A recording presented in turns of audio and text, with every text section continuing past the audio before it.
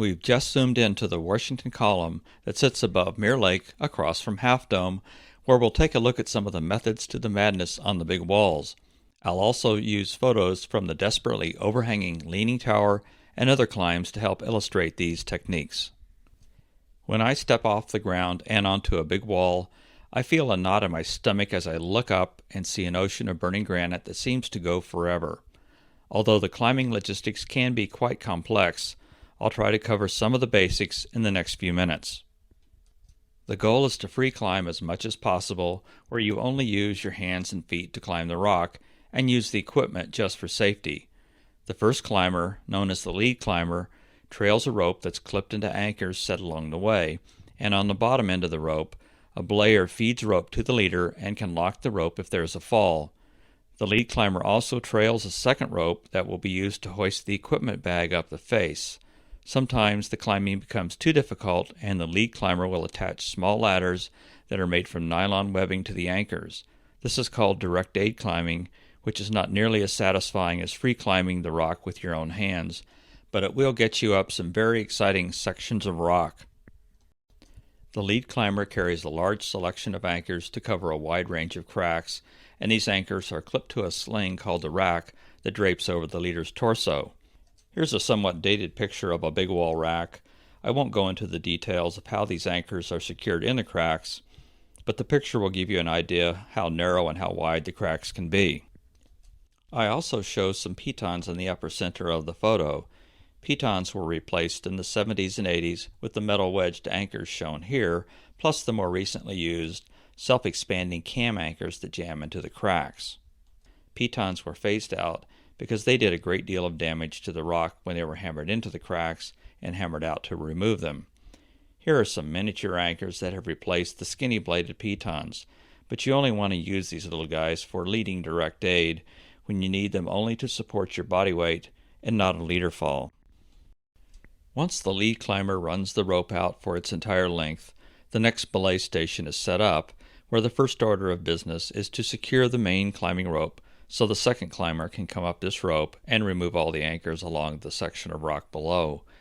Next, a pulley system is set up at the belay station to hoist up the equipment bag. It would actually be more fun for the second climber to climb the rock rather than the rope, but this costs precious time since it would not allow both climbers to simultaneously clean the pitch of anchors and haul the equipment bag at the same time. The method for the second climber to ascend the rope requires using mechanical devices that momentarily lock onto the rope as you climb.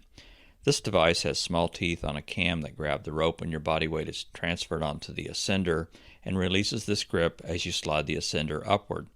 Climbing up ropes is not considered real climbing, since you can hang off a tower and do the same thing, but there are moments when things can get a little exciting, such as on an overhanging pitch that traverses sideways as you try to retrieve the anchors.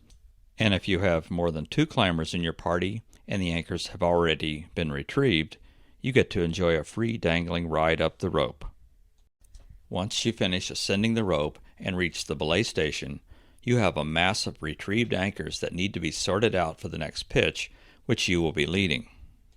A route with extensive direct aid climbing and a wide range of crack widths can require carrying 80 or so various size anchors and another 70 to 80 carabiners, and give you one heck of a mess.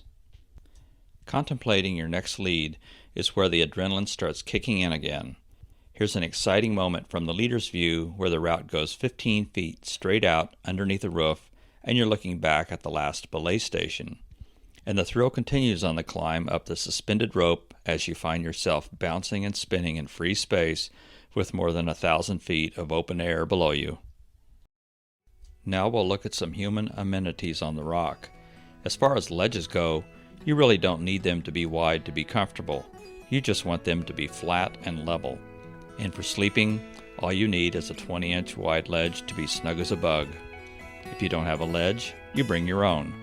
Hammocks are horribly uncomfortable since you are squished against the rock, which I can best describe as being tightly wrapped in a tourniquet and nailed to a wall.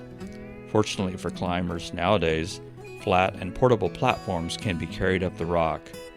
And of course, health and safety are critical elements to surviving the big walls. and not brushing your teeth can put you at risk. And in concluding this discussion about life on the big walls, when it comes down to it, all people really want to know about is, how do climbers go to the bathroom up there? Well, that's top secret, but I will say that no matter how bad your imagination can think it is, it's actually worse.